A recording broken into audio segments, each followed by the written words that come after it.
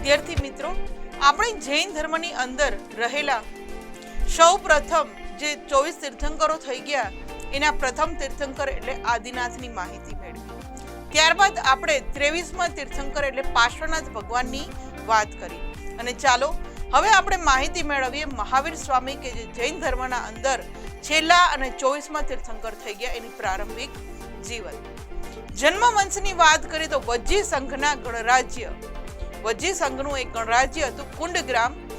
આ કુંડગ્રામના જ્ઞાતૃક ક્ષત્રિય વંશમાં આ મહાવીર સ્વામીનો છે એ જન્મ થયો હતો. એટલે એનું જન્મ વંશ છે એ વજ્જી સંઘનું કહેવામાં આવે છે કે એની અંદર જે ગણરાજ્ય એક રાજ્ય હતું ત્યારે ગણરાજ્ય ઘણા બધી હતા. એ કુંડગ્રામની અંદર જ્ઞાતૃક ક્ષત્રિય વંશમાં થયો હતો. એટલે જો જન્મ વંશ પૂછવામાં આવે તો જ્ઞાતૃક ક્ષત્રિય વંશ એવું આપણે કહી શકીએ.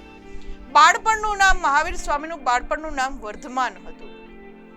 એમના પિતા છે એ સિદ્ધાર્થ હતા. એમના પિતાનું નામ શું હતું તો કે સિદ્ધાર્થ હતું. અને આ સિદ્ધાર્થ છે એ ગણરાજ્યના રાજા હતા. એટલે એમ કહી શકાય કે આ મહાવીર સ્વામી છે વર્ધમાન જે છે એ પણ એ ભવિષ્યમાં એક રાજા બનવાના હતા. કારણ કે રાજા છે એનો દીકરો હતો તો ઇન ભવિષ્યમાં પણ એને રાજપાટ મળવાનું હતું. એમના માતા હતા એ ત્રિશલા દેવી હતા. મહાવીર સ્વામીના માતા ત્રિશલા દેવી.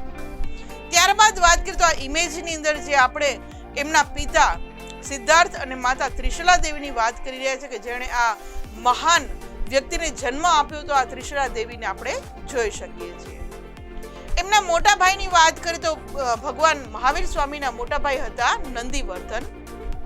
અને વર્ધમાન છે એ રાજકુમાર હોવાથી અનેક કલાઓનું જ્ઞાન મેળવ્યું હતું. વર્ધમાન એટલે કે ભગવાન મહાવીર સ્વામી પોતે એક રાજકુમાર હતા. સિદ્ધાર્થ છે એ ગણરાજ્યના રાજા હતા.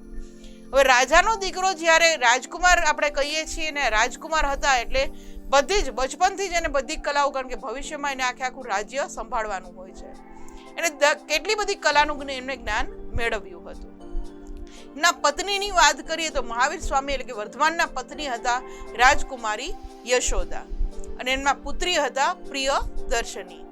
મહાવીર સ્વામીને એક પુત્રી પણ હતી, એનું નામ છે પ્રિયદર્શની.